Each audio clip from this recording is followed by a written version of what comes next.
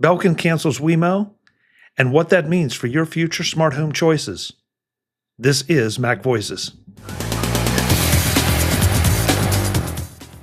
Today's MacVoices is supported by Bzigo. Stop losing sleep over mosquitoes. Take back your nights with Bzigo.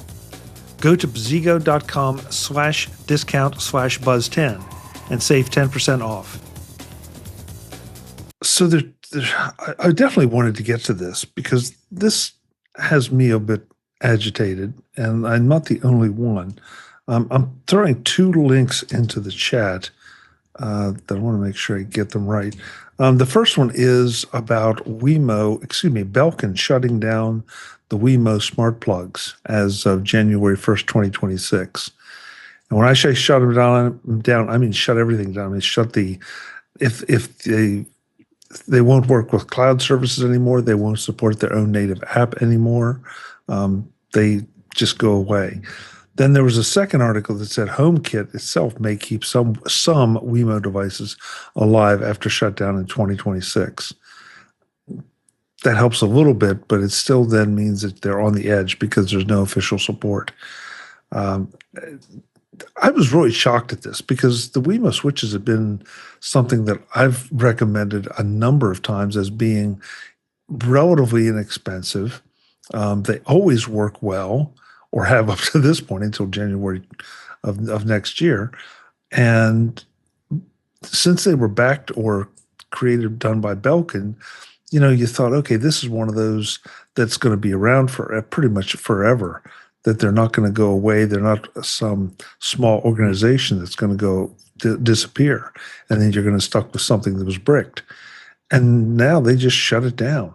And I don't like it. And it makes me wonder about, what other Belkin products I might buy in the future or avoid buying. Anybody here? Goes well with our earlier story. Like the other story is people want to cancel things and they're not allowed to. And here is like they want to continue something and they're forced to cancel. Interesting point, Jim. Interesting point. Am I the only one that has invested in Wemo switches? Big time. Yeah. My whole when I set up the whole house for Christmas, and between the trees and the stringing lights and the outdoor lights and everything is all controlled through Wemo and the home app too. They say there's some home app integration, but yeah, I'm going to have to look for probably another platform. Maybe I can get away with it this year, come Christmas time, but I'm going to have to probably find something new for 27 or 26, I guess, Christmas 26, maybe. That's what I'm reading. So I got 20, 25 of these things that I have all over the house. So, wow. So it's a significant investment for me. All right. So I have 8 Wemo switches active right now. I have more in a box, and I have a couple other Wemo whatever things in that box as well. And yeah, I was not expecting this from Belkin, and it absolutely sucks. And while you're saying, wow, it's making me rethink if I'm ever going to buy a Belkin product again, you're thinking way too narrow, Chuck. You need to be thinking, why should I ever buy any smart home device that's controlled by one single company? Because you need to assume that you're buying technology that's already dead when you get it, and it's just a matter of time. And here we are with Belkin switches. Webb has a metric bucket load, and I'm not far behind him. And I won't even be able to give them away. There's switches that are perfectly usable today that will get thrown out. Yes, they're in a HomeKit today. And the second article you posted says, okay, well, hey, at least Apple's keeping these other, or HomeKit is keeping these other switches alive for now. All right, that's great, but you have to have added them before the cutoff date. What happens when HomeKit blows up and you have to do a reset on your home and re-add everything? And this is something that happens more often than you would think. Well, if it's after that date, does this mean you can no longer add those devices? And I believe the answer is yes. So this is not the consolation a lot of people think it is. It's merely avoiding looking at the problem for a little bit longer. I want to come back to you, Jeff, with a question, but Marty, you're up. Yeah, I mean, if you let Jeff go long enough, eventually he comes around to the points I want to talk about. And I've got your back. And in this case, it's my ever-growing, continual frustration of home automation. I bought into Wemo. I've got Wemo switches that I use occasionally when I have to set it up again because I'm doing some traveling. I pull them out of the closet, and some of them are like, just take the QR code on the box. And I'm like, the box? The QR code on the box is long gone.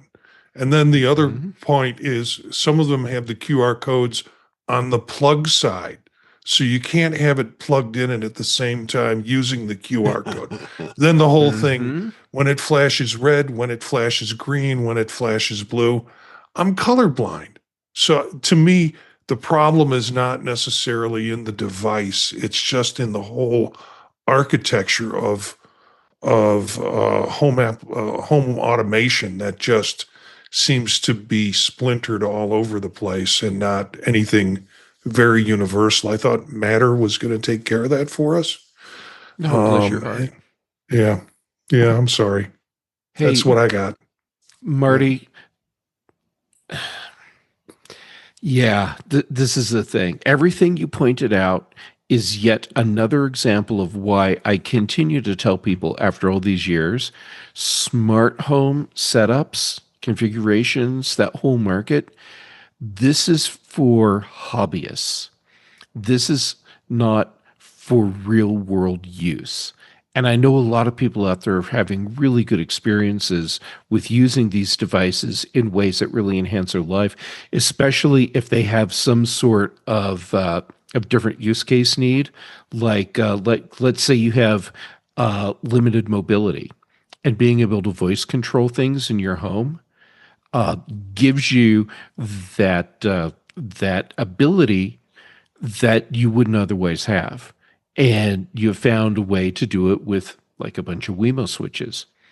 All right, well, now you're going to lose that ability at some point unless you go and replace all of the switches so that you can enhance your mobility options that you already had.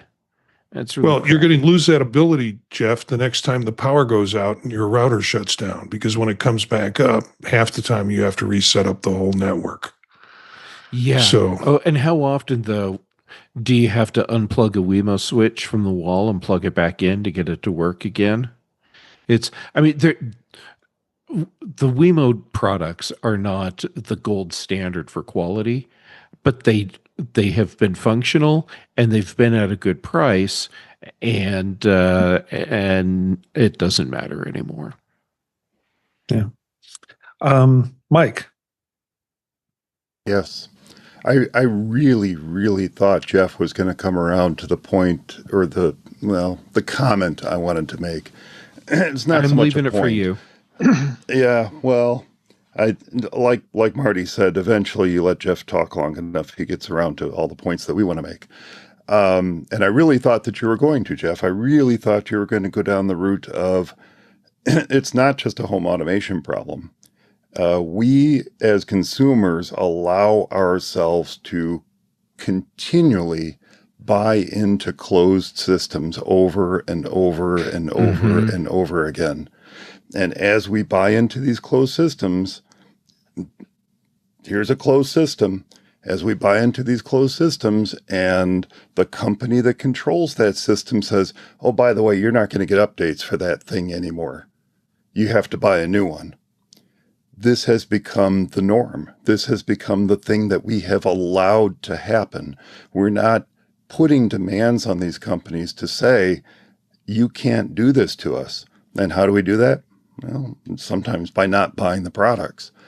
But I really thought that Jeff was going to go down the path of we should be using Home Assistant. We should be using other open platforms that allow us to control the automation within our home, which, by the way, he's also said that home automation is for hobbyists, and my wife would agree with that 100%.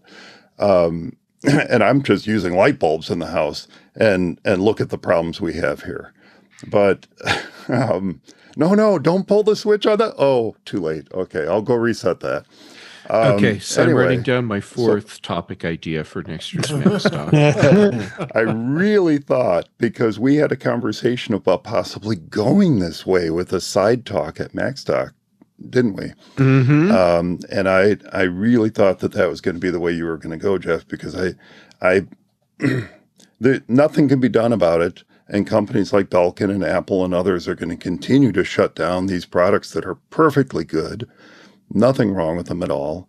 Could continue to give us extended life because they are super well-made hardware products, but because they have made the arbitrary decision to shut down these Wemo smart home accessories, or Apple makes the arbitrary decision to say, yeah, we don't want to continue including support for the Watch 5 or whatever it is, at that particular model of iPad, no matter it's this close to the model that we do continue to support.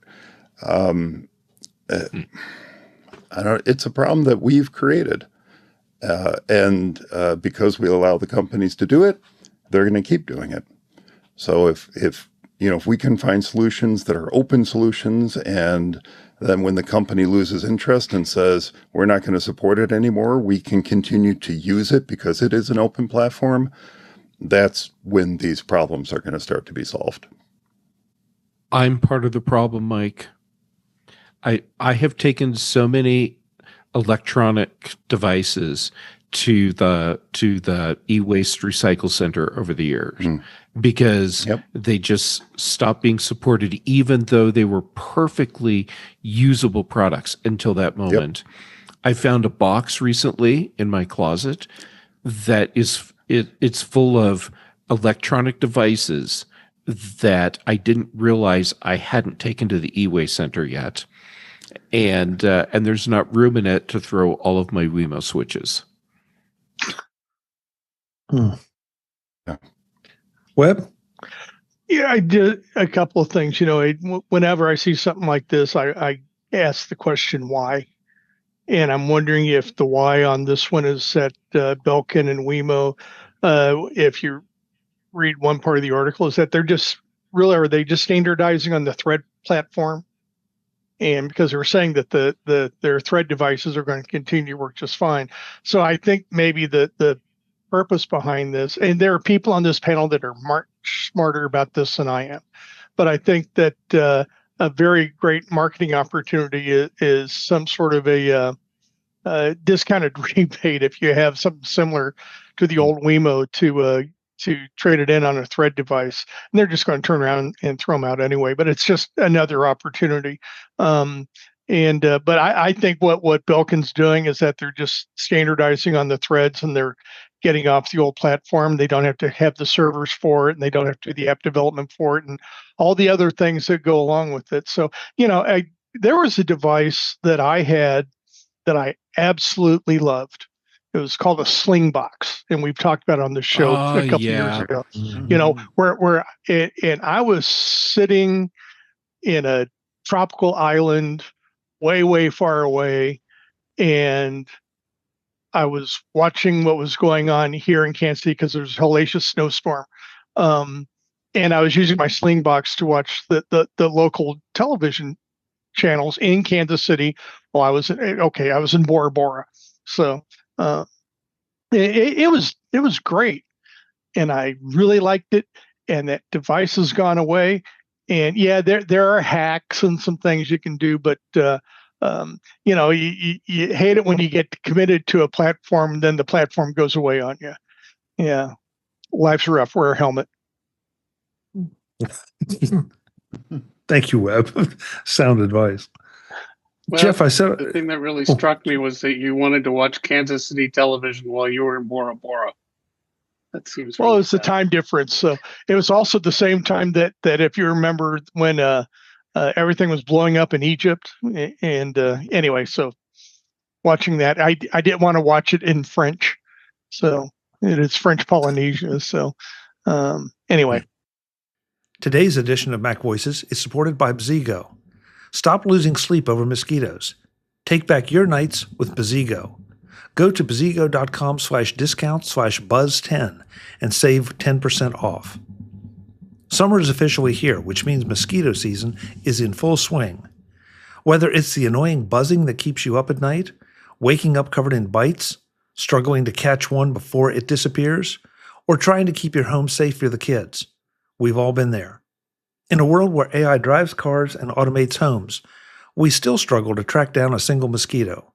That changes right now with Bzigo Iris, the first AI-powered mosquito detector revolutionizing pest control. Bzigo doesn't kill mosquitoes, it finds them. With advanced AI and infrared vision, Bzigo identifies mosquitoes, marks their location with an eye-safe laser pointer, and alerts you via the app. So you're not hunting a blur, you're walking in for the takedown. It's easy to set up, safe for kids and pets, and doesn't use any chemicals or spray. Just smart detection so you can rest easy. Stop losing sleep over mosquitoes. Take back your nights with Bzigo. Go to bzigo.com/discount/buzz10 and save 10% off. That's Bzigo, bzigo.com/discount/buzz10 and use the code BUZZ10 to get 10% off. Say goodbye to itchy bites and sleepless nights. Thank you, Bzigo, for sponsoring this edition of MacVoices.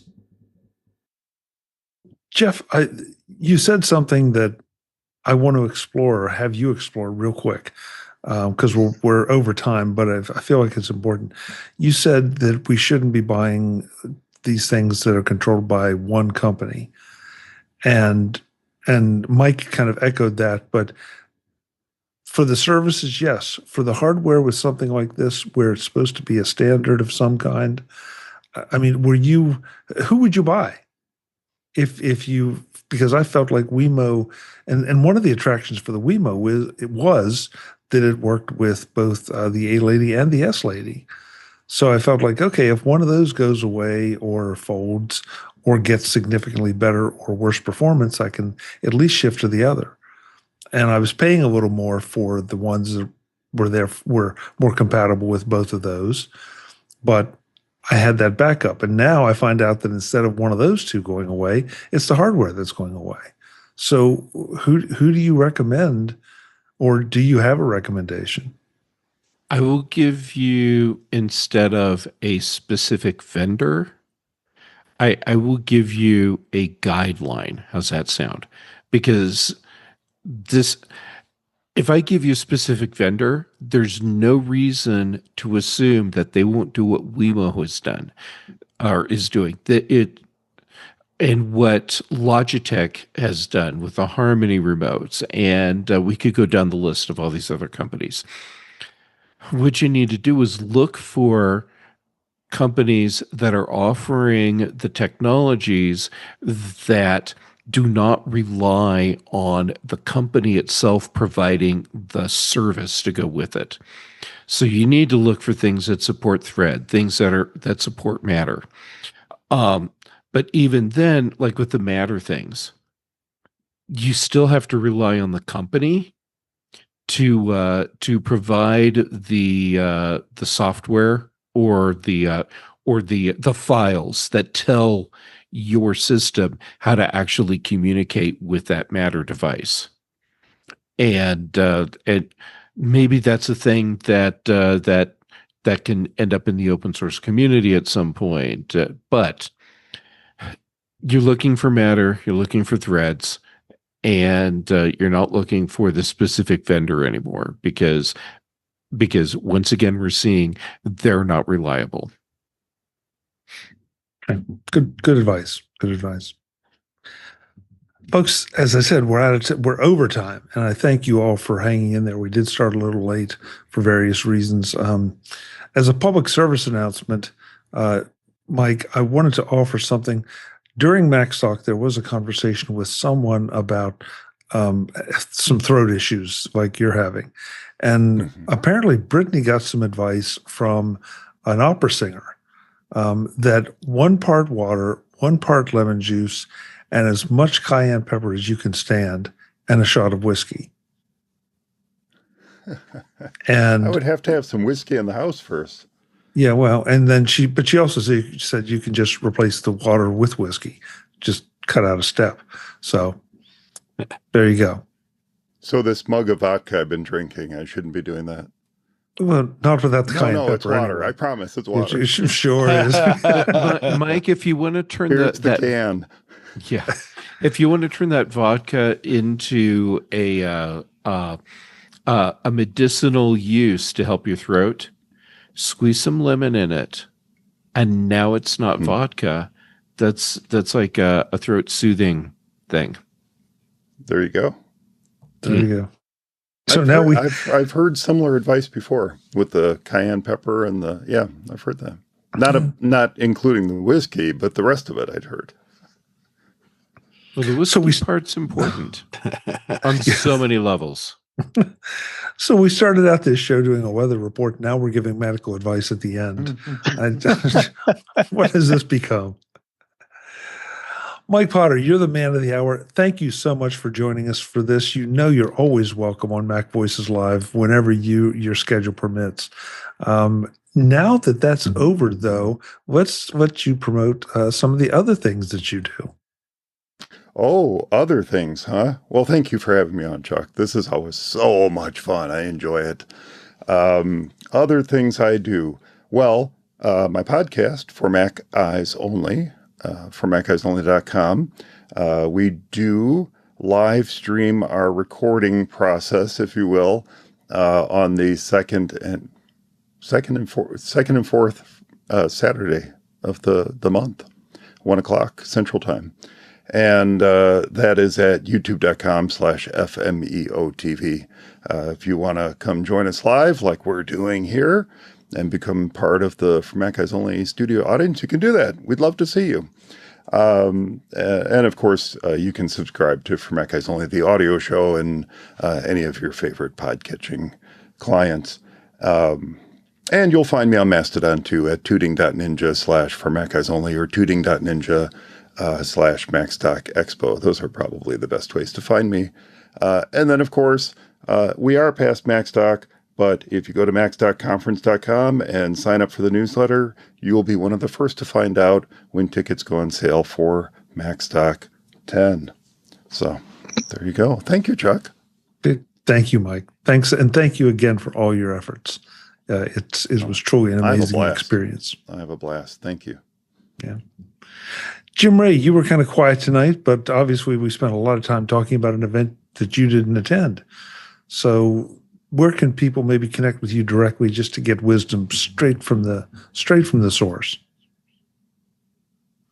Well, if you don't want me to find out that you're trying to contact me, you should reach out on Blue Sky. Otherwise, and there's an address there. It's probably ProView Jim. But you might not see it till after next year's MacStock. If you want to contact me somewhat earlier than that, then at ProViewJim at techhub.social on Mastodon. Thank you, Jim. Appreciate it. Marty Jencius, great to see you. Thanks so much for being here. Where can folks find you? Well, it's great being here. I realize it's helping me with the MacStock cold turkey that I'd be going through right now, to hang out with y'all. You can see me on Monday nights with Eric and Dave and Daniel doing vision profiles. Tuesdays here with you, Chuck. Thursdays with Dave on In Touch with iOS. And then a slew of other podcasts that you can find out by going to thepodtalk.net. I'm available on Blue Sky at Jencius, Jencius at Blue Sky, and getting notifications. Great. Thanks so much, Marty. Really appreciate it. Eric Bolden, I was so focused on your serene background that I realized that you have a T-shirt on that says "News with Swearing." Seems to be a bit out of sync with the background. Laundry. What can I say? Yesterday we had a show. I had to use my Mac stock shirt, and today 3 or 4 of us did. That's great. Where can folks find you, Eric? And if you're gonna do news with swearing, actually, you listen to somebody else swear delivering the news, then you might as well be sitting someplace peaceful. Okay.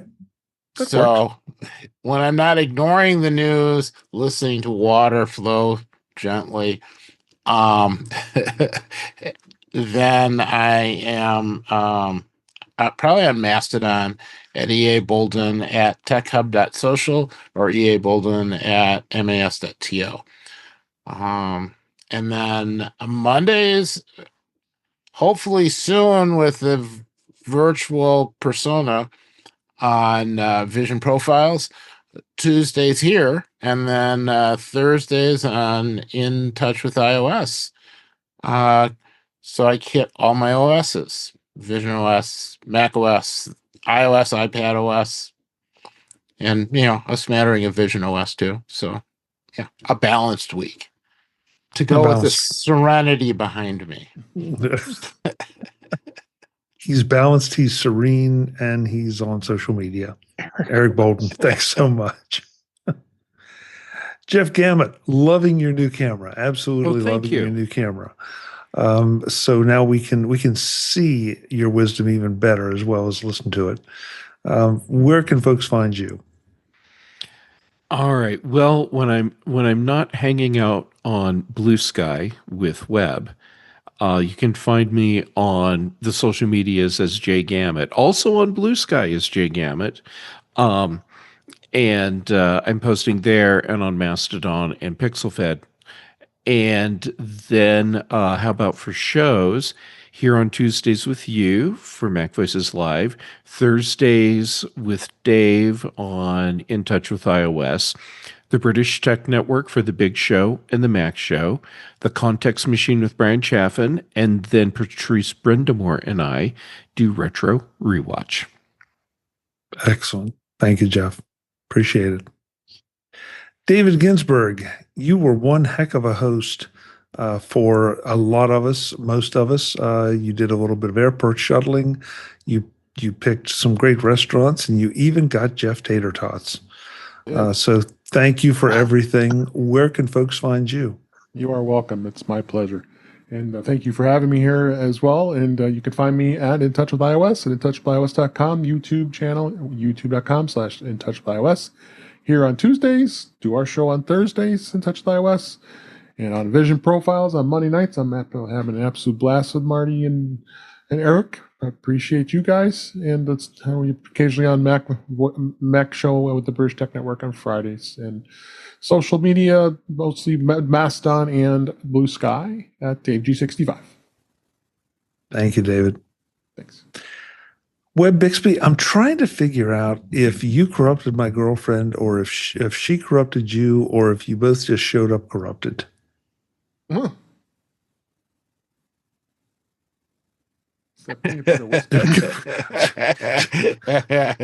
None of us are touching that. Yeah, Webb's taking the fifth, apparently. I don't know. Where can folks find you, Webb?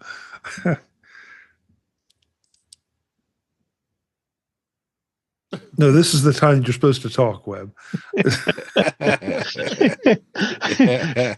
figured it's best for me not to say anything. So where can you find me?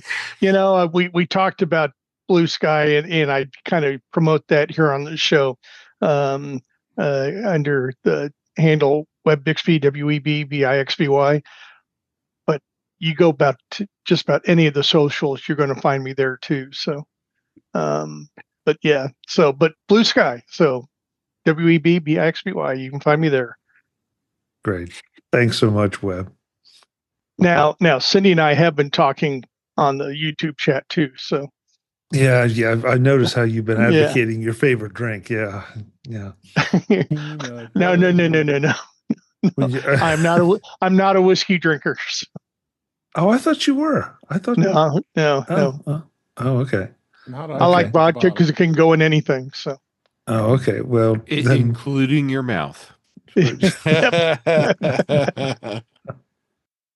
Folks, this is Mac Voices Live. We have this much fun every Tuesday night. We would love to have you join us so you could have this much fun. YouTube.com/MacVoicesTV at 8 p.m. Eastern. Until the next time, and as always, thanks for watching. Visit MacVoices.com for show notes and to connect with Chuck on social media. Get involved in our Facebook group or like our Facebook page, and get more out of your Apple tech with Mac Voices Magazine, free on Flipboard and on the web. And if you find value in it all, consider supporting us through either our Patreon campaign at patreon.com/MacVoices or by making a one-time donation via the PayPal link on our front page and in the show notes of each episode. You will join these fine people who help bring you Mac Voices.